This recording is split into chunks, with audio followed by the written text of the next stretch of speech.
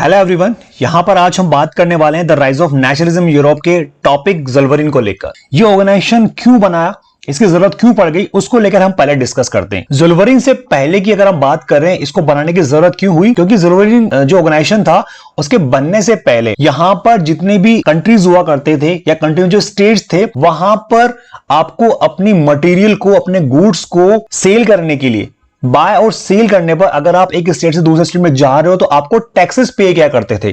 तो यहां पर एक ज़ोल्वरिन नाम का ऑर्गेनाइजेशन बनाया गया, जो भी कंट्रीज इसको ज्वाइन करेगा वहां पर उनको टैक्सेस से क्या मिल जाएगी, फ्रीडम मिल जाएगी। तो ज़ोल्वरिन जो ऑर्गेनाइजेशन था उसको बनने के पीछे जो मेन रीजन था वो था इकोनॉमिक नेशनलिज्म। तो ज़ोल्वरिन बनने के बाद यूरोप में क्या हो गया, इकोनॉमिक नेशनलिज्म आ गया। मतलब गुड्स और मटेरियल के मूवमेंट पर किसी भी तरह का कोई कंट्रोल नहीं था, मतलब टैक्सेस नहीं पे करने होते जो भी ज़ोल्वरिन को ज्वाइन करेगा। तो इस तरह की चीज यहां पर हो गई।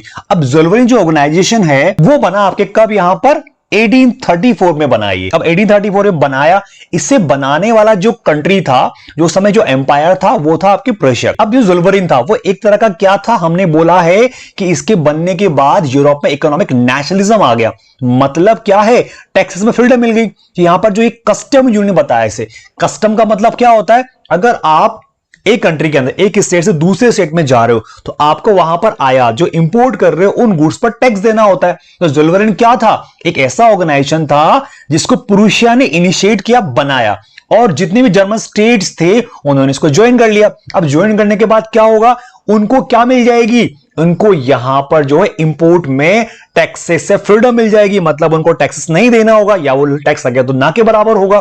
तो इस तरह की फ्रीडम ज़ोल्वरिन को ज्वाइन करने के बाद मिली।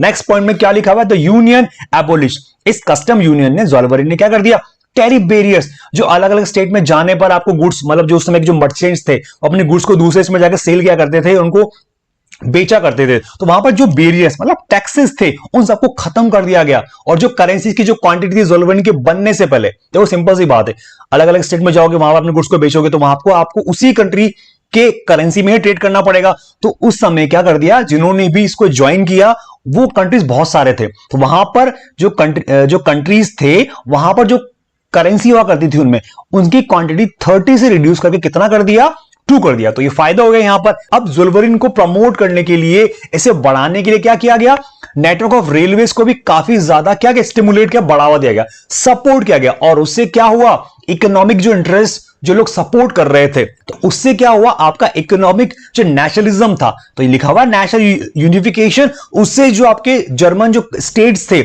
उनमें एक तरह का इकोनॉमिक स्ट्रांगनेस, इकोनॉमिक यूनिटी भी स्टैब्लिश हुई। मतलब वो सारे कंट्री क्या हो गए, यूनाइट हो गए, क्योंकि वो सब लोग अपने पर्सनल इंटरेस्ट, अब पर्सनल इंटरेस्ट है इकोनॉमिक को स्ट्रॉन्ग करना, तो इस तरह से उनका जो कंट्री की यूनिटी थी वो भी स्ट्रॉन्ग होती जा रही थी। स्लाइड में क्या लिखा हुआ है, the aim of Zollverein is to bind the German जो स्टेट्स थे तो उनको इकोनॉमिकली एक नेशन में कन्वर्ट करना। तो जिन्होंने भी ज़ोल्वरिन को ज्वाइन किया जर्मन स्टेट्स ने, वो इकोनॉमिकली क्या हो गए, यूनाइट हो गए। तो ज़ोल्वरिन इस तरह का एक कस्टम यूनियन था जिसने इकोनॉमिक नेशनलिज्म को सपोर्ट किया। तो आज के लेक्चर में बस इतना ही, मिलते हैं नेक्स्ट लेक्चर में।